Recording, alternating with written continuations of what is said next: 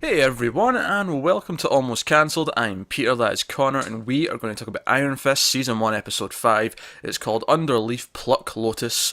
Full spoilers for the episode as always. I have no idea what I said just there. It made no sense to me. I said the I've words. forgotten it already. Yeah. But hey, so Episode 5. I'll give it one compliment. Kind of. It's not really a compliment because it shouldn't have taken until Episode 5 to do this. Is it that he's finally actively doing something proactive? Yes, he has, like, there's a goal now. Yeah, We didn't get there till episode 5, but there seems to be a goal in mind where he wants to do something, and as a result of wanting to do this, he's kind of doing heroic things where he's going off to investigate yeah. Like things. sure, the whole thing kind of fell into his lap, but he's actively gone. No, I am going to go and do something about this. He's chosen Yes. that, which is finally something heroic. Yes, he asked the well, they're triads, but he refers to them in this episode as the Hatchet Men. I wonder if that's an official title. Are they known for their It hatchets? just made me think of like like a hatchet job. Yeah, It, that's just something that didn't go that well. is this a well-known triad gimmick that I'm not aware of, or like, or is this just something they came up with either from the comics or in the show itself? Like, I have nothing against. It's kind of a cool visual. I mean, hatchets. Why not? eh, Look, if you're going to run some sort of gang, I think you should pick a signature weapon. I think they should all be forced to. all right, the toothpick tigers, they're who to fear. So he's investigating this, and I think obviously I still have a lot of problems with the show. I still think it slows balls, but the episode, well, on the fact that we started with the setup of this new drug, which is like a substitute for heroin that doesn't lose its effect on people. It's pretty much what we saw in the first season of Daredevil, right? This is what Gal was producing way back then. I can't remember. It's been too I'm long. sure she was doing like heroin factories or something. For some reason, I remember cocaine, but I could be completely wrong. Okay. I It's could definitely be, the same symbol. yeah, It's same still, symbol, sure, the whole same setup in general. but I completely, I. It's been 2 years since season 1 of Daredevil. Yeah, I can't yeah, remember. exactly. I remember scenes of them all being blind and the Yeah, and all the factory. yeah. I remember all that, but I have no. I couldn't tell you what the drug was. But he's got a he's got a scientist in his office talking to him about this, and like, oh, I've analysed it. There's technically nothing in it that's illegal, and it has the effects of heroin. And it's blah blah blah blah, and I was just kind of like watching this scene of like him with the scientist, and he sort of like thanks her and bows, and she leaves, and I'm like, this is like his second day on the job, and he's got a scientist doing lab work for him. My question is, if there's nothing in it that makes it illegal, other than it has the same effect of heroin, is it still heroin? It's a synthetic heroin substitute. Yeah, substitute. So it's not really heroin, is it? It's fine.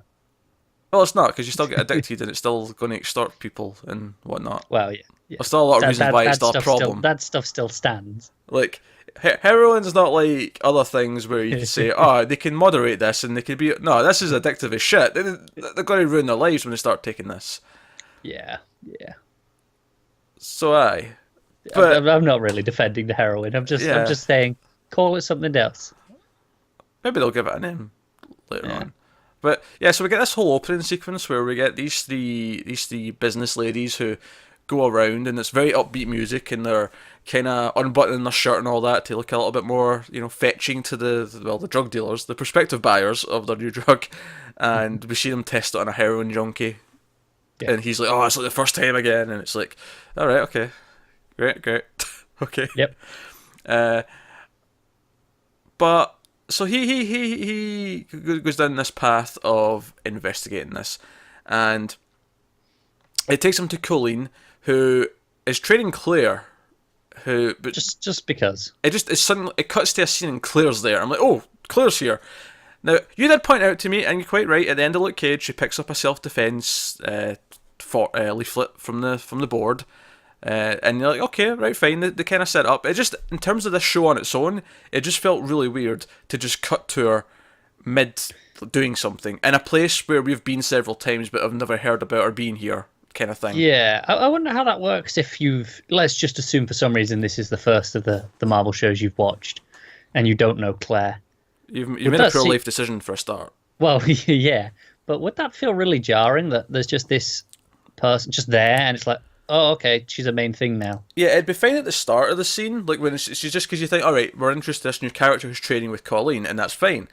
But then, as the episode goes on, and she starts dropping references to things, and she starts feeling really important, because really when it comes, so Danny comes in when they're mid conversation, they're training, and he's like, hey, I got us some, I mean to talk, I got us some takeout, and I had a problem with this scene because I hate this scene. I had a problem with this scene. It gets even weirder, but before the takeout thing even happens, before the food comes in and all the rest of it, for some reason in this scene, the whole thing is played like some sort of weird lovesick high school romantic, like awkward scene. Yeah, like it was a nice gesture going, oh, hey, I thought, oh, I'll get us takeout. Okay, but you can see she's busy.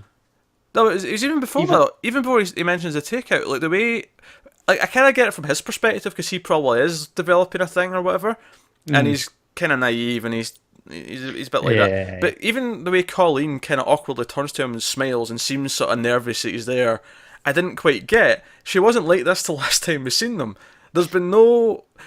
Yeah. I mean, don't get me wrong. I was expecting since the start of the show that eventually they would have something brewing, right? And that's fine. But out of nowhere, she just feels like she's a lovesick teenager for some reason. And Claire's standing there, and it's really obvious there's like an attraction because Claire's like, "Oh, this is kind of awkward. I'm like the friend in high school who's watching the other two people she's stare at each definitely other." third wheeling. Yeah, and she's basking in the awkwardness of it all. But I didn't understand it. I didn't understand why it was this. And this was before he even mentioned food. And then they bring in the table, and it's all like, yeah, it's the only takeout place I knew because it was my dad's favourite, and he's not been around the last 15 years to order food, so this is the one place he knew. Sure. I hate this. I hate that again. It's another case of he doesn't take no for an answer. He gets his way. Yeah, he comes in. He's like, she's like, no, I'm doing a lesson. Go away. You can come back later when I'm not busy, but this is my evening. And he's like, no, we're having food. Yeah, and I actually kind of applauded that Claire ruined these plans. I was like, I'll stick around and eat whatever you've got. Yeah, I appreciate that. I also appreciated that she was asking lots of really sensible questions. Questions that most of the other characters in this show didn't think to ask, really. What is it about only the pre-existing characters from other shows that seem to have common sense? I don't know. But here she is. She's asking the right questions. She's talking about the modesty, and she's asking about, well, what were you doing? What happened? Why are you only back now? Asking all these sensible questions, and sure enough, it's all going well. And she eventually leaves, and I also approved that, because I presumably didn't know what Colleen would want from the place, so he got like tons of food. There's like tons of tubs of takeout food. Yeah. And I like that Claire's just kind of like, do you mind? And she just like takes like six boxes of food for later consumption. Well, like she points out, she has no job anymore. Yeah, I approve of this development. But yeah, so just, I don't know, something about the weird way they played the start of this whole thing, where they're kind of lovesick and smelling at each other, and the music's kind of like, hey, well, they want they like. No, this has not been the tone of their scenes at all before now. This is just out of the last time we seen them together was when he was hiding out Joy here because she was attacked. Yeah, and like I say, I can buy him starting to get this because it's kind of the other than Joy, it's the only female that he knows. Yeah. You know, but from her, she's been particularly frosty towards him the entire time. Yeah, it's really weird. And just to sort of put the icing on the cake, if you will, the whole time he's in a shirt and this really skinny tie, and he looks like a schoolboy the entire time. So he's like, Rand Industries, they're infiltrated by the Hand, and they're doing heroin and all sorts of shady things, and they've got this pier that everything's going through, and that's what's happening. And Claire's like, oh, the Hand. I know the Hand. No, not yet. That's a later scene. That's when stabbings happen and all sorts. We're not there yet. Right. So he's like, oh, yeah, the Hand. Clearly at this point, she's gone. And he's like, yeah, the Hand are doing this, and I need your help, and you're coming with me. And she's like, no, I'm not. Are you crazy? And he's like, well, I bought your building, so I'm like your landlord now. And while he phrases it in a way that's like, well, you don't have to pay rent anymore because I'm nice, it also sounds like, do it, or I'm going to kick you out of your home. It's really blackmaily. it's just weird. It's really weird. But Colleen, being the one good new character on this show, does actually end the scene with a nice good little joke. When she agrees, she's like, "Fix the damn leak under my sink." That was a funny line. That's good. But so they go to the docks and they're sneaking around. They're being all ninja-esque and stuff. It's not bad, this bit, actually. Yeah. In fact, is this when in the scene? Was it later in the scene where they have their weird kind of awkward sparring thing where they're showing each other things with a sword? Uh, Remember, he like takes out the katana. yeah, I remember it. And she's like, stop insulting my katana with your wushu bullshit, whatever she says. Yeah. And then she's like, oh, this is the ninja skills. And that was a fine thing. It was a little bit, again, slow like all the fight scenes have been. The part that I thought looked really bad, and again, this ties back into him looking like a little schoolboy with his shirt and his tie, is he's like, oh, look what I can do. And he pulls out the nunchucks from the box. And he sort of like throws his nunchucks around him, kind of like you're supposed to. But he looks kind of... This is going back to him feeling like the pompous rich guy who spent a summer somewhere. He's like, hey, look... He just doesn't feel comfortable holding them, does he? Look what I've learned to do. And he does this. And it's like he's trying to be impressive. And then she does a quick little thing and they smell at each other. And again, it's the lovesick kind of like, where did this come from? At least in this moment, I can see that... Okay, she's got at least some respect for him on a professional, martial arts level here. So I can buy it in that moment. The other one's just wrong. Yeah, at least here, it's kind of forming, but it's still again, the dial's like turned up way too high given where they are. But definitely. No, you're Although right. that did actually finally confirm for me, because I think I've been paying attention. It's karate that she does.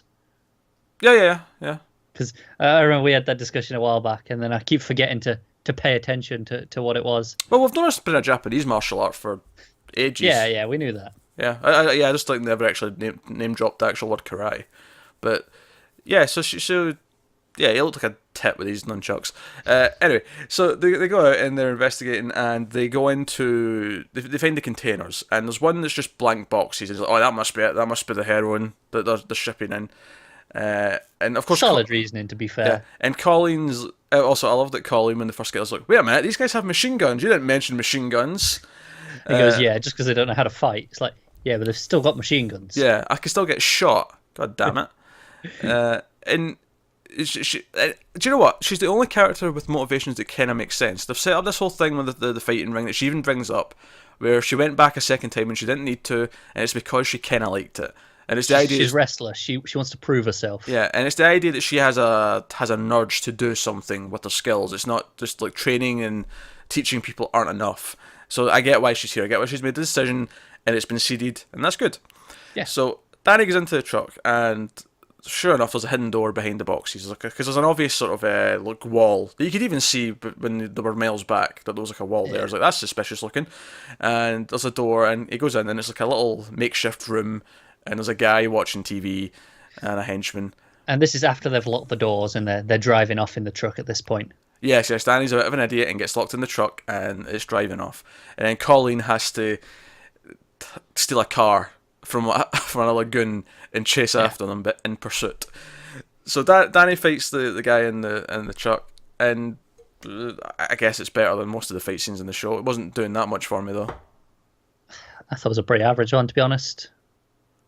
I think they again, when they're in tight spaces, the fights are definitely better than the ones where they have space and they can show more and they can hang back with the camera. Those are always the worst ones because they're not doing anything with it. Whereas this, when it's in tight, they're cutting around. It hides a lot of the problems. Yeah. So Danny, so the guy who isn't the henchman, who found out is a scientist, and much like we learned in Daredevil, like the Hand will kidnap kids, so the parents will be forced to do things, which made me think, but what if the person who wanted to do something doesn't have any kids? Take their dog. Or pets, or anything. What if they're just a loner, and they're like, I don't care, piss off, like, what are they going to do? Find someone else to do it for them. Aye. There you go. But maybe they intentionally always choose people with kids so they have the leverage. Yeah, there's no. So the scientist gets stabbed accidentally in the fight, and Danny iron fists his way out the back of the truck and jumps on the car, and they take him back, and he's like, "Oh, we can't take him to the hospital. The Hand are infiltrated everywhere." And she's like, "I know a nurse." I was like, "Great." And again, this is maybe going back to your point about how if you hadn't seen the other shows, would you? Was it even mentioned earlier in the episode that Claire was a nurse? It may have been briefly mentioned. Yeah, I can't remember when Colleen was introducing her. She may have mentioned that she was a nurse, but it was certainly a throwaway line at the time. Yeah, maybe it's because I already know she's a nurse. I wasn't listening for the piece of exposition that told me she was a nurse. But yeah. So yeah, it cuts back to her dojo and Claire's patching him up, and she's like taking his credit card, and he's like, "Oh yeah, whatever it costs." And like I already knew it was going to be like because she needs the plastic to do something medical, not because she's charging him. Well, it's because we know Claire too well at this point. But Joe, I love this. So Danny mentions the hand, and Claire quite rightly goes, "Oh no, oh no." Claire basically reacted the same as me when he first mentioned the hand. She's like, "No, not this shit. No, not the hand." And she references Daredevil about how she got fired after she wouldn't go along with him covering up the ninja attack on the hospital and all the rest of it. But I like that Danny's like, "Yeah, I'm the only one who can stop them," and blah blah blah. And I love that Claire's like, "What? You can't do this on your own. This takes someone with special ability. I know at least 3 people now who are all better than you at this." She's like, you can't. I mean, no one else can stop them. It's like, oh, well, yeah. Matt Murdock begs to differ. Matt Murdock, and then you got Luke Cage, who's like bulletproof and has like super strength. I just mean specifically Matt went against them. And okay, out, sure, but she's in a favourable position. Yeah, although Luke's probably going to be the biggest gun against them, I think, just because he is bulletproof. He just walks through and is like, "Yeah, come at me with your swords, bro." And then Jessica Jones, and then Matt. Quite frankly, Matt's the third in the ranking just because he's not got any bulletproof or super strength-esque powers. Yeah. And then you've got Danny with his glowy hand.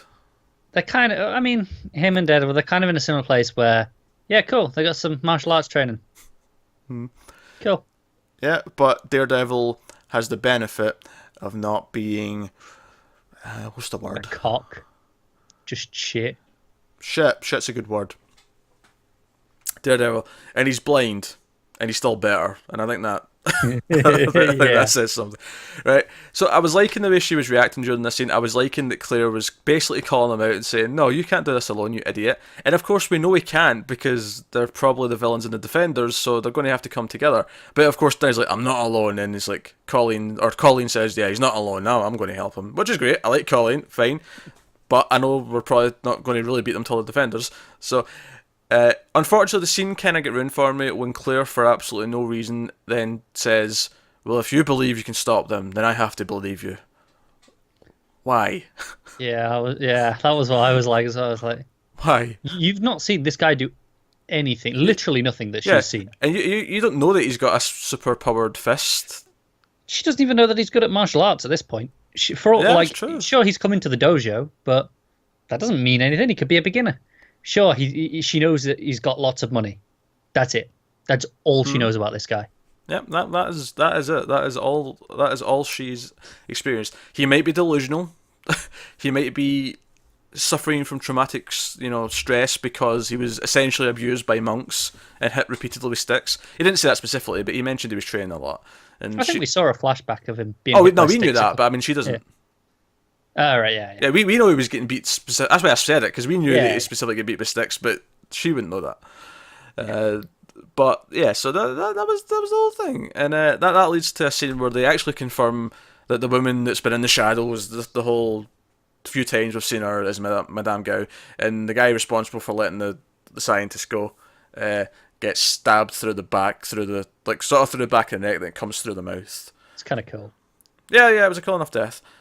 So she's pissed, and she's aware that there's now someone at play. There's a individual. I still don't understand how she's the hand, but it stinks to me of they set up these seeds for Iron Fist way back when in the first season of Daredevil, and then somewhere along the line they've changed to make this the hand, and that was certainly, I don't think, the original intention. It was someone else originally. Yeah, probably. I think. I guess you could argue the hand's so big that it's got all these different sections to it and factions from different countries. Yeah, and maybe whatnot. You're treating it like that. I mean, I agree. I don't I don't care enough. I don't really remember enough to say it annoys me, but it's like whatever. it feels like this was never meant to be the hand, and it would be so much better if it wasn't the hand. I don't know why they decided to make it the hand. Because they need to build it for defenders. If the hand's going to be the big threat in defenders, they have to remind us more about them more than anything in the last show before defenders. I know, but wasn't it enough to have the hand in Daredevil season 2? It's like, look, we've had them. We established they're a threat. Matt can come around and go, hey guys, could do with some help. He'll go, something's going on with the hand. He'll mention it offhandedly to Claire, and Claire will be like, oh hey, I know a bunch of people. We could get some backup on this. I don't like I don't like the hand, but I don't have any problem with them establishing, because I do actually kind of like the idea that at least 2 of the characters know the threat. Like 2 of the characters are aware of the threat, and that's maybe what brings them together and like helps them convince the other 2 that they need to like saddle up and really take this seriously and so on. But you're right, it's kind of weird that they've kind of retconned this almost into. Yeah. Well, I mean that's a bit of a retcon. We might hear at some point how Gao became part of the hand if she wasn't originally, or whatever. It just feels shoehorned in. Is more my problem compared to whatever the original plan was. But to be fair, that's only a problem if you've seen the other shows. If you're going with this magical person who's never seen the other shows and is just watching this, this isn't a complaint in and of itself. It's not, but if you've got one other show, it's most likely to be Daredevil season 1. Yes, that's true. That is true. But hey, it's I'm not going to hold it against it too much because it's got its own set of problems without that. It does. Like it's got fundamental writing and direction problems just before we start worrying about things like that. Yeah, I'm looking forward to the next one in terms of directions. RZA, the rapper from the Wu-Tang Clan, and he's done some martial arts movies in the past, so it might be fun. Maybe. Well, I've heard that 6 is the high point of the season. All right, well, we better enjoy it then. Make the most of it. Yeah, but how sad is it going to be if it's the high point of the season and we agree, but it's still just, it was mildly better than the last few. Yeah, that's going to be sad. That's going to be very sad.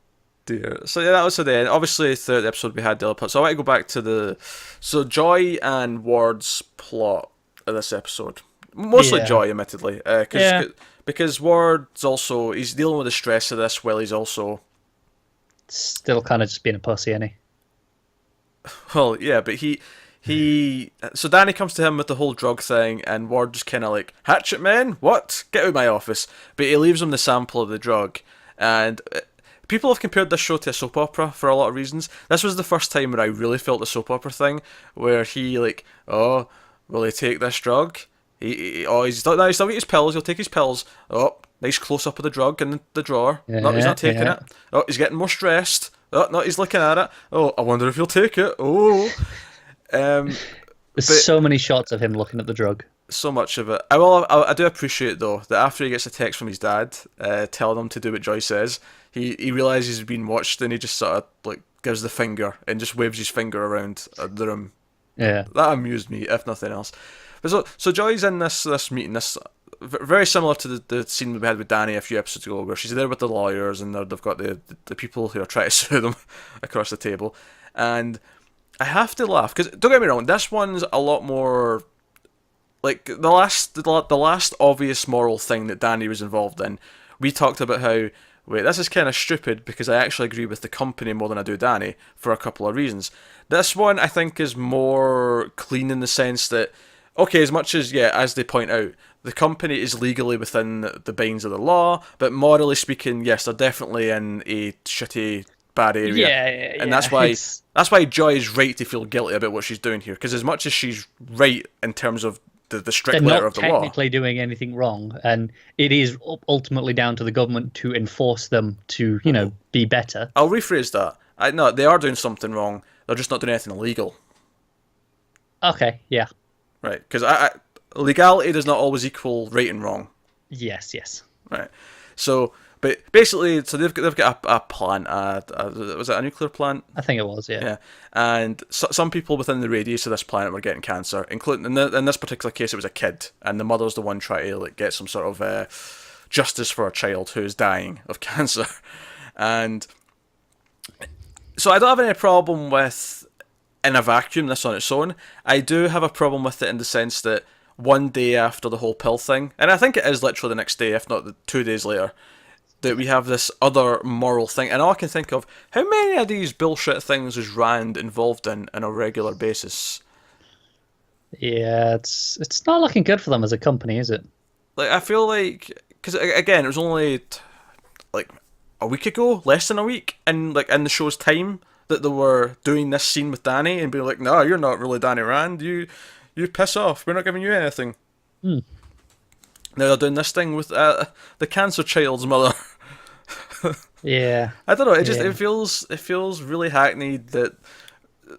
Again, another really obvious moral thing comes up that Danny can be perfect in his. He does still towards. feel a little bit naive in it, though. Yeah, sure, he gives the rounds. Of course, oh yeah, we'll do that. But he's the big shot in this company now. Should it not have been impressed upon him that, hey, what you say has weight. Judge your words carefully. I don't have a problem with that per se, because at least he has no idea how to carry himself in that sense. Like, so I don't have a problem with that in and of itself. I do agree that he's completely naive when he just kind of reacts. He's blindsided by this woman, and he's like, "Oh, we'll take care of this. Don't you worry. I'll get to the bottom of this." I do hope one of them, Joy Ward, actually comes and speaks to him about, hey, look, you need to be careful with what you're saying to people. You know, what you say reflects the company. It's not your own personal values. But from a character perspective, it doesn't ring false. It's fine. Like, everything makes sense. Nothing about that bothered me. The only thing that bothers me about this stupid plot is that it's like, well, we're doing this a day after the pill thing. It feels like, oh, which obvious moral thing can Danny look like an angel in tomorrow's day-to-day business runnings? Yeah, look how good he is. Yeah, and of course someone records this. The lawyer of the woman records it, and it leaks out, and now they're accountable, so they have to do something because he's essentially accepted that it's the company's fault that this has happened. Yeah. But don't get me wrong, in this case, he's more right this time. Like, this is wrong. Yeah. This is wrong. It's just... So, next episode, will we get another nice little moral thing that he's going to be absolutely right about? Oh, I really hope not. Every episode. I want him to be wrong on at least on just one thing. I want him to be wrong. I think it'd be really interesting. I mean, they're not going to do that because why would they do something interesting? But giving a moral debate that... something that we would see as wrong, but maybe because of where he's been brought up and his specific values that he's learned, maybe he doesn't recognize it, that it's something that's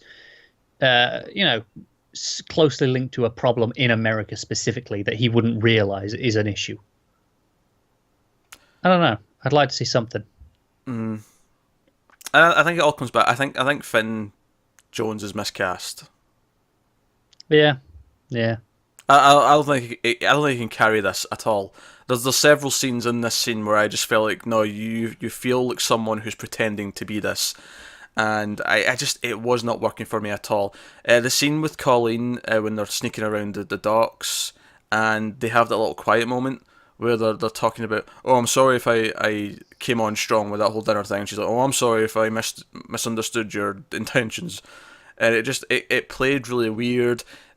Especially since in that scene, this was kind of this classic scene where the two characters are sneaking around somewhere they're not meant to be, but they talk about their own issues when at an inappropriate time. And I've seen this done a lot in other movies and shows and stuff, and it always works usually quite well because it's usually either played for laughs because they shouldn't be talking about this at this time, and you always still get the sense that they're in trouble of being caught, or it'll be the funny thing that gets them caught because they're being idiots and talking about what their feelings are. Whereas in this scene, I never felt the sense of danger that there was guards walking around. It just felt like we're going to stop and have this scene at this really inappropriate time. Yeah, they literally just stop behind a truck and just wait and chat it out, and then go, "We should probably get moving again at the end of this." Yeah, it's really weird and misplaced. But again, it was another scene where he just felt false. He's ringing false for me every time he tries to be this genuine guy.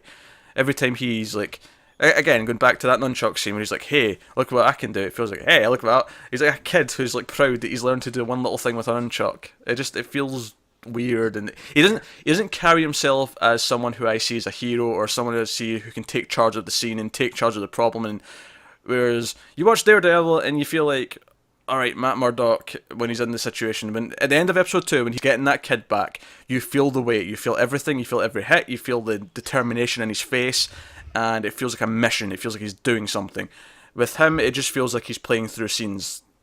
Ultimately, for me, it feels like he's a follower and not a leader. Like the character of Danny, like he's supposed to be, a big show that's coming. He's supposed to be taking command and doing things and actively making choices.